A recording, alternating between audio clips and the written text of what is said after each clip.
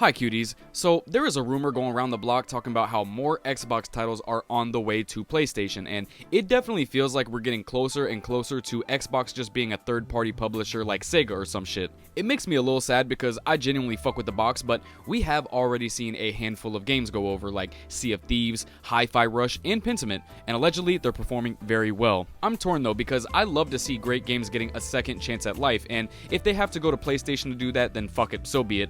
Now, why don't we just discuss some of the best Xbox games that the Ripper believes could live a yummy, fruitful life on the blue side. By the way, I'm not going to be putting games on here like Halo or Gears of War. Like, those are franchises that I personally never want to see go over because they are the mascots of the brand. And this is my list, and Jack the Ripper's opinion is the only one that matters. Okay, let's go, motherfudgers. We can start with Sunset Overdrive. Now, this one is a no-brainer to me. It was developed by Insomniac, who is now owned by PlayStation, and allegedly, they were able to keep the rights to the franchise. I don't know how true that is. I don't know nothing. I don't know if specifically the game has to only be on Xbox consoles through a contract or some shit, but hey, I'm not picky. Let's get a sequel then, if you can't just bring the first bitch over. Come on. I mean, could you imagine a Sunset Overdrive 2 after seeing what Insomniac makes nowadays, like Ratchet & Stank Rift Apart and Spider-Man 2? I mean, it seems they only get better and better with every single video game they develop, and if they were to make a Sunset Overdrive 2, I guarantee it would be absolutely no exception. Alright, Hellblade 2. So, this one also could be considered a bit of a no-brainer, seeing as how the first one was released on PS4 and even the Nintendo Switch alongside the box and PC.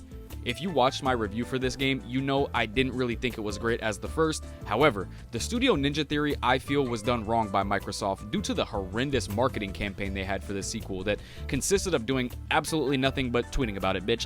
Granted, it's a shorter, cheaper, 6-hour-ish experience, but it's still probably the best graphical feat I've ever seen on a gaming console, and Senua is a fantastic character that PlayStation players should have the chance to play as and continue her narrative since they got to play the first one already, for fuck's sake. The Switch players, though, they probably gonna have to wait till the Switch 2 or some shit, because Hellblade 2 would make that bitch implode. Let's dig back in the Xbox backlog and ponder upon a world where they package all 3 Fable games and throw them bitches on a PlayStation console for the Sony ponies to enjoy. The first 3 Fable games, despite some of them being weaker than the others, are fucking awesome.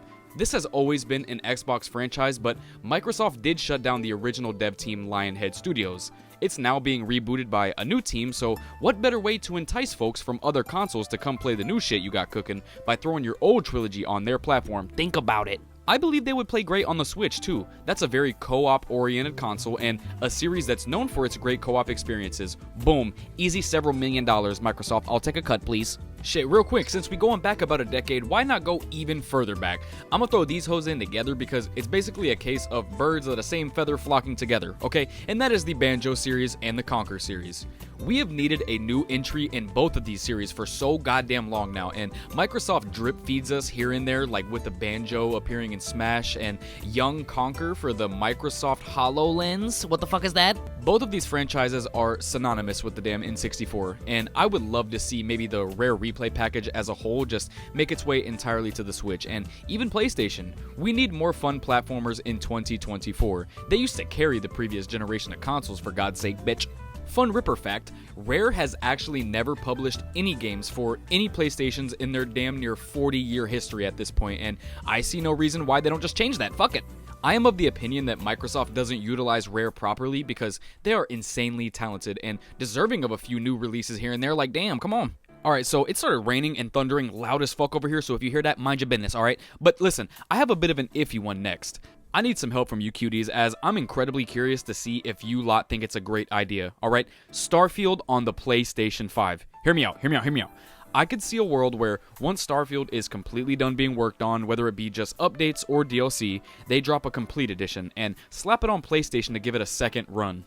The reason why I'm a little wary is because this is an incredibly controversial game to speak on for some reason. I really don't know why, but I really believe if it got released on PlayStation, more people would begin to appreciate it. Give it a little bit more time, update it like crazy, have everybody play a revamped version of the game similar to the Cyberpunk 2.0 experience, and boom, 90 plus on Metacritic. What do y'all honestly think though? Like I said, Starfield is kind of shit on all over the internet for whatever reason, but I think it might be a cool little experiment. I don't know. Those games are all titles I could see making a big splash on the other side, or at least just a little skadoosh. And at this point, I hope it happens because I want all of those games to thrive in a really big way. There's a few honorable mentions like Lost Odyssey, I never played that, sorry y'all, or maybe even Quantum Break, but I just couldn't really see it happening despite that being Remedy's game.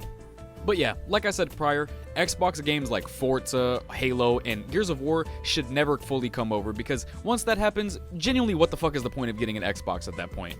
They have to maintain some sort of identity, but it is a business at the end of the day, and their decisions recently have been scaring the shit out of me as an Xbox fan, I'm not gonna lie. It is getting harder and harder to predict whatever the hell they're gonna do next, so this entire list could be PlayStation games soon, or they might die on the box. I have no fucking clue, I'm just Jack the Ripper.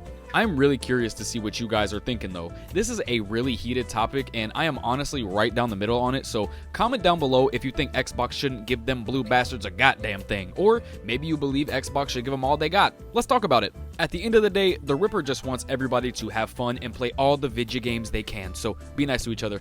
But yeah, that's about it though, y'all. Drop a copy of Psychonauts on the like button, maybe Amped 3 on the subscribe, and I love you guys. Bye.